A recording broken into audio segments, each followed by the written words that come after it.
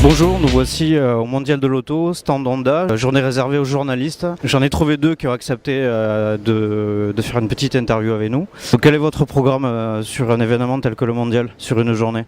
Alors là, pour la première journée presse, on va essayer de couvrir un maximum d'actu avec bien sûr toutes les nouveautés du salon pour faire un best-of avant ce week-end pour présenter au public ce qu'il ne faut pas rater au salon. Les journées de presse du Mondial, c'est avant tout d'essayer de rencontrer un maximum de responsables de communication, de services de presse, certains patrons, certains designers, certains patrons de bureaux d'études. Oui. Et donc on se fait un petit programme. Il y a un cycle de conférences qui a un rythme effréné, on ne peut pas le suivre. Donc on se fait notre programme à partir du programme de départ que nous proposent les gens du salon. Vous venez de visiter le stand Honda, ou en tout cas vous y êtes pour un petit moment. Est-ce que vous pouvez nous parler de vos impressions sur la gamme et le stand, l'ambiance du stand en général ? Chez Honda, ce qui m'intéresse beaucoup, c'est que c'est un des leaders de l'avant-gardisme.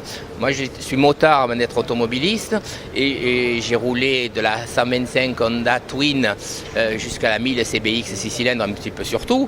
Et je pense que ce qu'a fait Honda dans les années 60 dans la moto, eh bien, se poursuit, c'est éternel. L'âme de Soichiro Honda se retrouve dans ce qui est construit aujourd'hui. Il y a cette rigueur, ce savoir-faire, ce désir d'ouvrir des voies. Quand Honda a fait une Formule 1, tout le monde rigolait, puis Honda a été champion du monde X fois. Donc voilà. Donc aujourd'hui, ce qui est intéressant, c'est qu'Honda est dans l'air du temps, mais Honda est aussi dans le futur. Il n'y a qu'à voir Ashimo, qui est ce petit humanoïde d'1m30 qui nous donne beaucoup d'émotions. Cette émotion, on la retrouve aussi dans les voitures. Et que ce soit la Honda Jazz, la Honda Civic Type R, la Civic hybride, le CRZ, la FCX Clarity à pile à combustible hydrogène, on ressent des choses, on ne fait pas que se déplacer. On ne fait pas que se déplacer. Sans ça, on mettrait un moteur de tondeuse Honda, et voilà, et puis autoporteuse, ils sont déplacés avec ça. Donc l'automobile, en plus de la faculté de nous aider à nous déplacer, à être indépendants, c'était le plus bel outil d'indépendance qui a été créé au monde, eh bien, nous procure du plaisir. Et sur la gamme Honda, moi je trouve, il n'y a rien à jeter, il manque rien. Peut-être une micro-citadine, comme on les appelle maintenant, mais je pense que ça ne devrait pas tarder. Alors justement, venons-en, est-ce que vous avez eu le temps d'observer, d'analyser la nouvelle Jazz hybride et vous avez peut-être déjà des premières impressions sur ce modèle à venir ?